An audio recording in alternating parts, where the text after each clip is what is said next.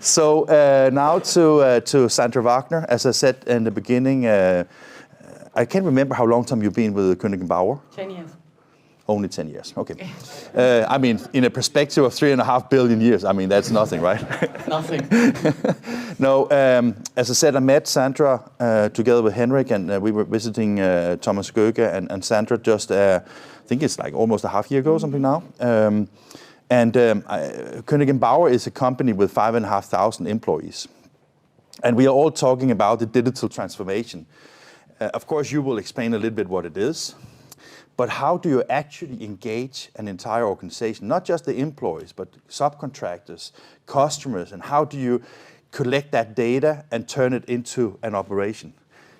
She took on that job, and I was fascinated about your story and how Koenig Bauer has decided to go on with this.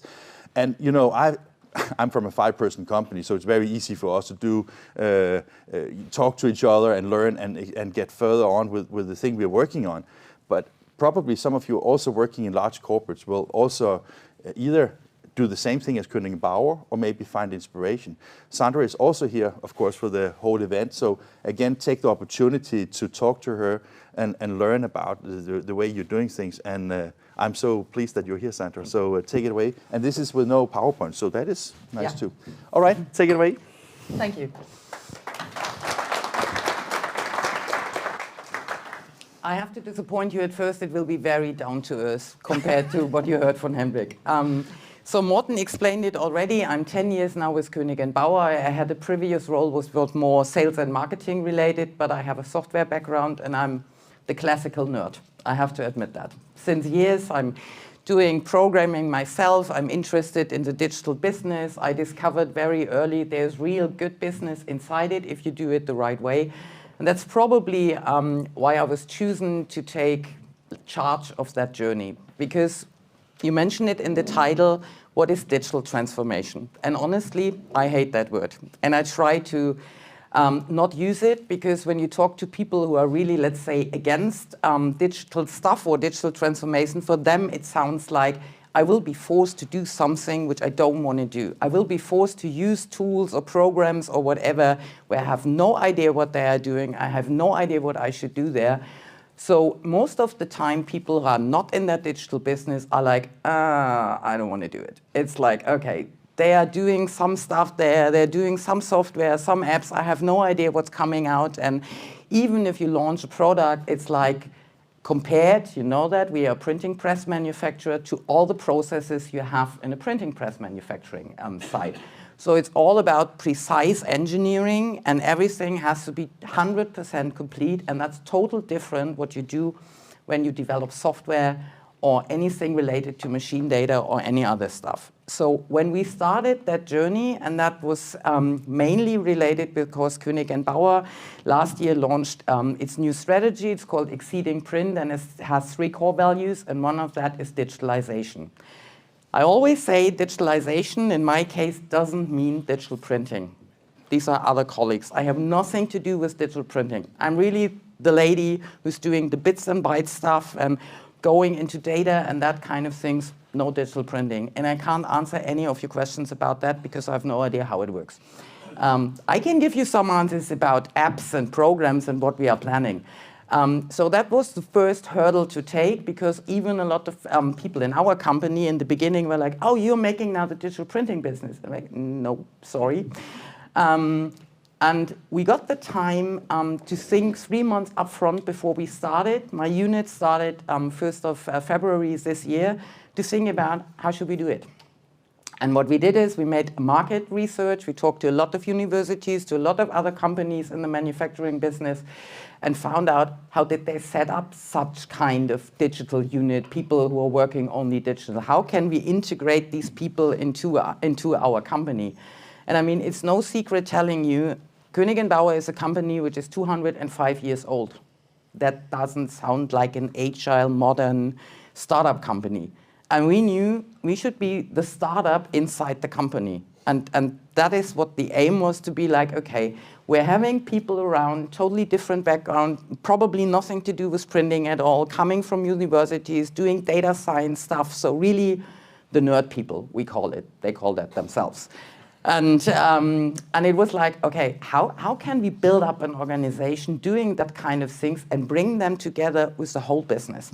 And we knew that's the biggest challenge, and that is still the biggest challenge. So what we did is we defined in the first step what is our responsibility. And what we are doing is from the idea of a digital product, could be machine data, could be predictive maintenance, could be something where you get more output, more performance, whatever it is, starting from the idea up till supporting the sales in the organization, this is our job, including development, including market launches, including preparation for the organization, like, look, this is the prices, this is the offer template, all that kind of thing. So it's really like a full service little company inside the big company, doing everything, giving it to the business and saying, and if you need support, we are here, you can ask us, we have our product experts and all that kind of things. That is the aim, and this is how we set up the organization. And then the fun part starts. As Morten mentioned, 5,500 employees and 7 different business units. These business units are all separated in their businesses. They have own general managers, own markets, own structures, totally independent, more or less working in their market and in their business. And now we come and say, yeah, we got that, but what we are doing is an overall thing. We are trying to get your needs from your market and your business perspective, but we have to standardize. Because otherwise, when you get a software and you know you have to do this special and this special and that special and that special, you will never be finished. So that was the first thing. And the second thing is, more or less, I could say that in the beginning, 70% were super skeptical. I was like, yeah, but we are Koenig Bauer? Are you sure we can do that? I mean, we are manufacturers, we are traditional. Do we really want to go into that digital stuff? Is that really needed?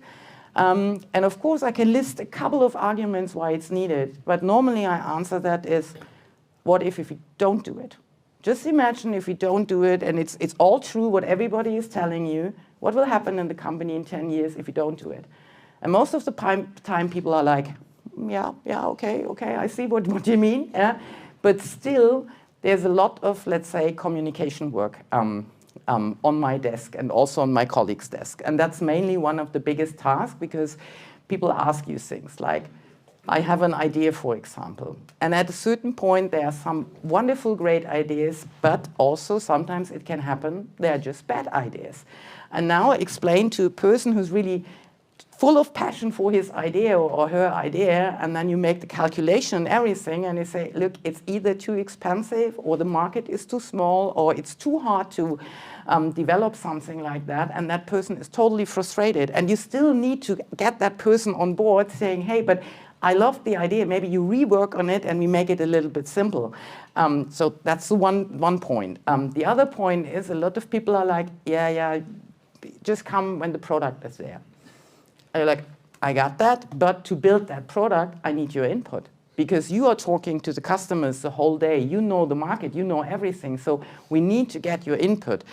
And that is actually the hardest part to do, because people sometimes have ideas. They hear something from customer visits or whatever, but they don't think in terms of, oh, I have to go to that department and give that to them. Because the difference is, when they have an idea about a printing press, they, of course, go to the R&D department and say, hey, look, I found this, I saw this, could you try to implement it, whatever. And that's different in the perceivement of what we are doing, because we still have an R&D department, the classical manufacturing R&D department, but we have our own R&D software department, which is working in a total different way. So we are really working like a startup with agile and Scrum and all that kind of things, and every 2 weeks we have a sprint and all that kind of stuff. When we showed that the first time to the people, honestly, I can tell you, they were thinking we are crazy. Really. It was like, what are you doing there?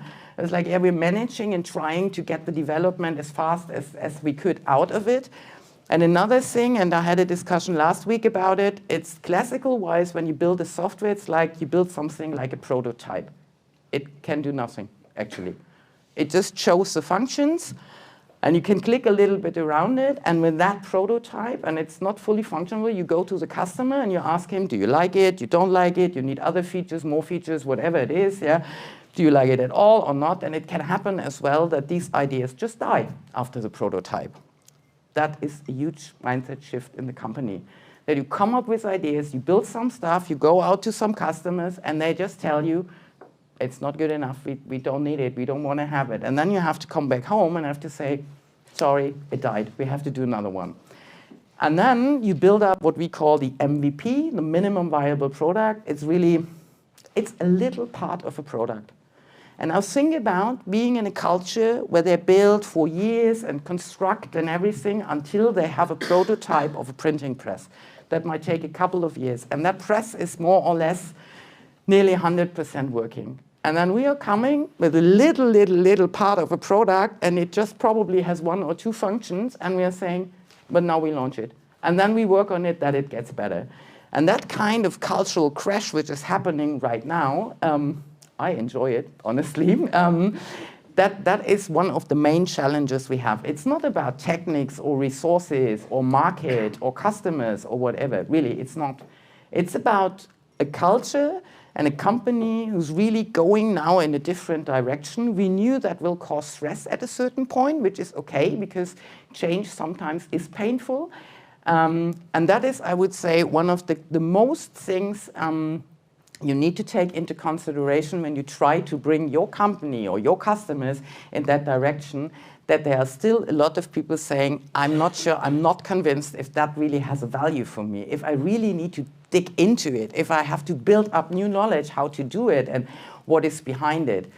And I can fully understand how hard it is sometimes for people coming from a manufacturer perspective, explaining how wonderful the printing press is, what it all can do, how fast it is, and so on, and then jump to a software where most of us have no idea how that software is working. And then the customer is asking just one question, and probably it's an IT-related question.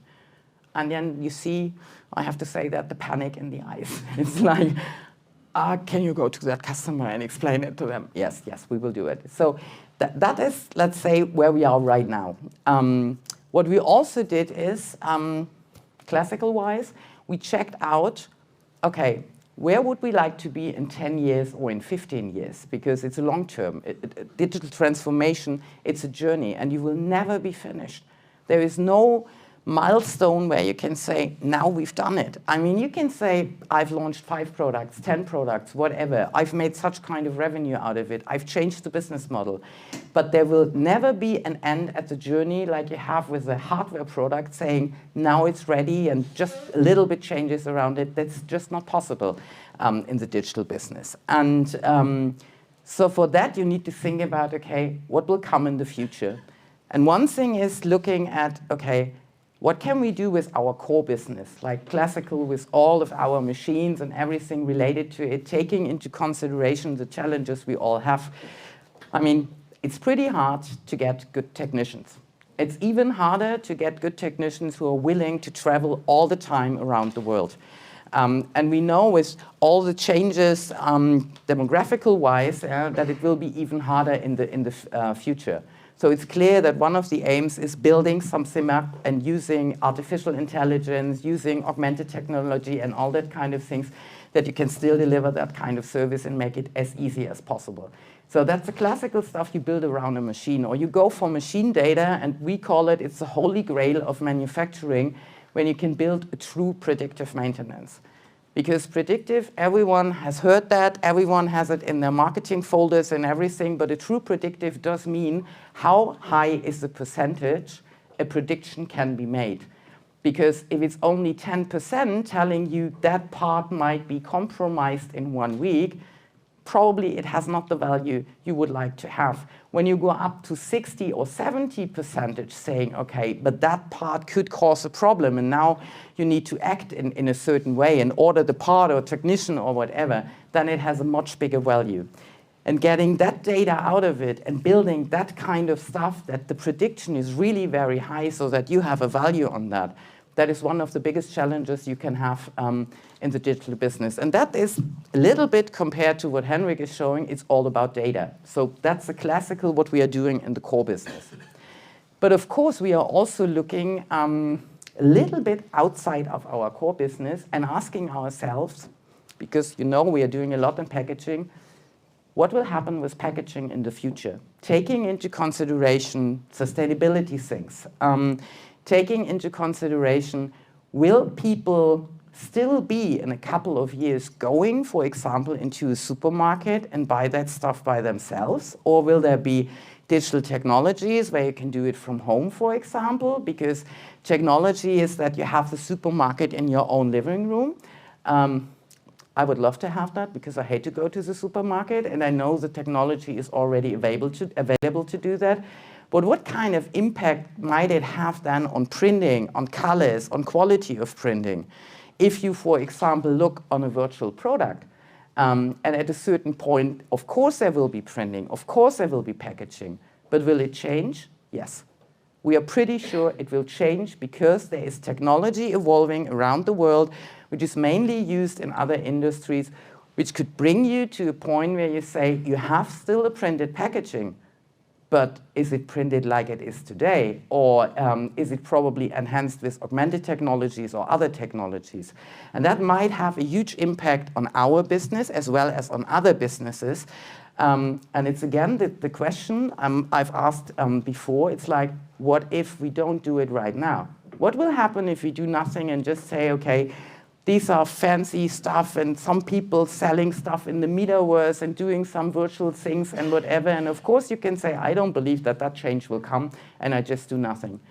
That could be a good decision because no risk, no invest, nothing, but it could be a very, very bad decision to do, because if it involves in that kind of thing, and we've seen that partly in the metaverse, especially in the fashion brands when you look at it, then it would be a very bad idea not to invest in that technology and not to invest in that kind of business models. So you see, what we are doing is digitalizing the core business, what we have, which is, of course, our main thing, what we are doing, but we are also encouraging our people just think about like you're in Star Trek or something like that. Even if you don't see it today that it's happening, just look around what kind of technology is there. Look around what crazy people from the gaming industry or other industries are doing right now, because very often that kind of trends 5 or 10 years later come technical-wise in the mainstream. And these kind of questions and these kind of innovation thinking, this is what we really try to encourage to our people. And I can tell you that when we started first these discussions about what might be the packaging of the future, what kind of younger generation, how will they buy these kind of things? How strong will it be in e-commerce and all that kind of things? In the beginning, a lot of people were like, oh my God, that's overwhelming. I can't believe it's happening. And I'm always saying, I don't have a glass ball. I can't see the future. If I could do that, I would probably have another job, yeah? But I can give you some hints on technology and some trends evolving in other industries where it might be that there is a chance that packaging itself, driven because of sustainability, driven because of all the push you get out from social media, we all know, you know, it's bad and all that kind of things, that there will be a huge change. And I can only say we're having an eye on it. Sometimes we're having 2 eyes on it, and we are really trying also to evolve in that kind of business models and in that kind of things, which has more or less only a little bit to do with our printing presses. So that is the aim that we have, that we go into 2 directions, building up great products, building up great digital experiences. And as I said, it's a journey. We started, yeah. So, thank you.